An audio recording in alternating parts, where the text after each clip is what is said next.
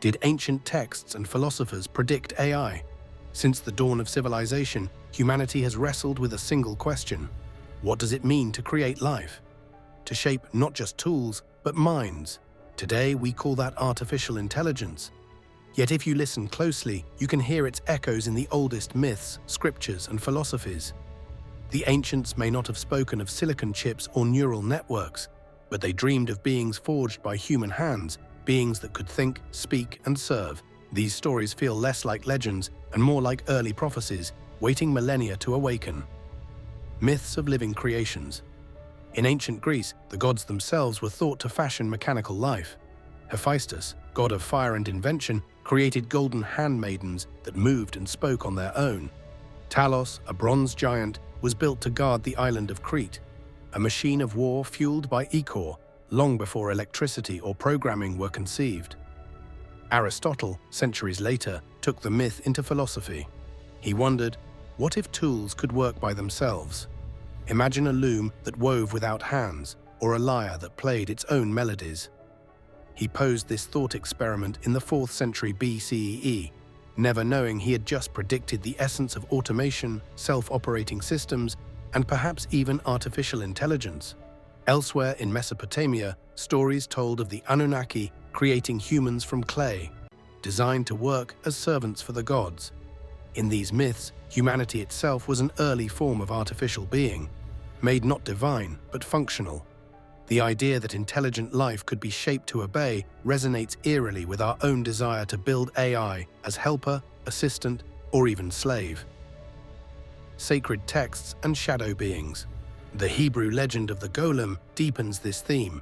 Crafted from dust and animated with sacred words, the golem was powerful yet limited, unable to think freely yet able to act. Its existence raised questions we still ask today. If we create life, can we control it? And what happens when it grows beyond our intent? India's epic, the Mahabharata, speaks of yantras, mechanical warriors forged for battle, not unlike today's military drones or autonomous machines. In ancient China, the artificer Yan Shi was said to have presented the king with a lifelike automaton, a machine so realistic that it could sing, walk, and mimic human gestures. Whether myth or fact, these tales prove that the imagination of AI is not modern, it is primordial. Even the Greeks told of Pandora, crafted by the gods and gifted with intelligence. Though her tale ends in disaster, it reflects a deep truth.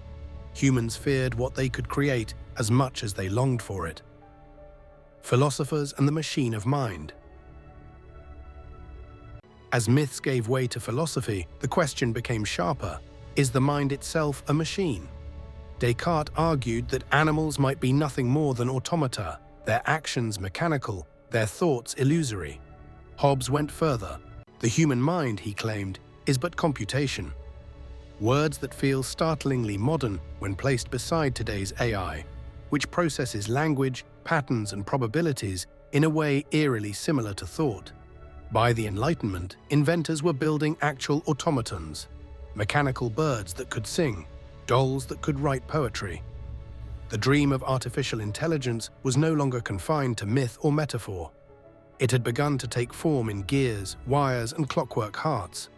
Then in the 20th century, Alan Turing posed the modern equivalent of Aristotle's question. Can machines think? His test, designed to measure whether a machine could convincingly mimic human thought, stands as the gateway between ancient prophecy and modern reality. The ancient dream fulfilled. So, did ancient texts and philosophers truly predict AI? Not in detail. They did not imagine smartphones, digital assistants, or algorithms scanning social media feeds. But they captured the essence of it, the hunger to create thought outside ourselves, the fascination with tools that act like beings, and the fear that they may one day slip beyond our grasp.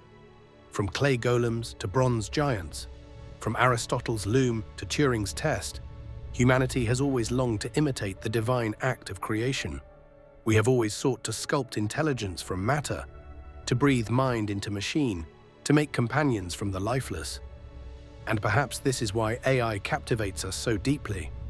It is not simply a technological achievement, it is the culmination of an ancient myth. It is the return of dreams carved in stone tablets, sung in temples, debated in philosophy halls. What we are building now is not entirely new. It is a mirror, reflecting back thousands of years of human longing. The eternal question.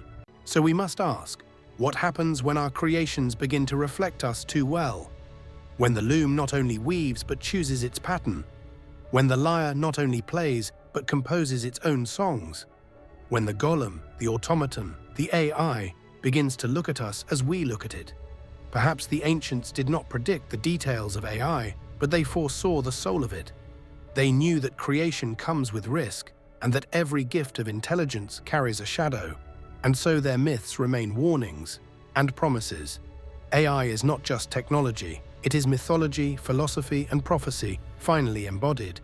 It is the oldest story of humanity, retold in code.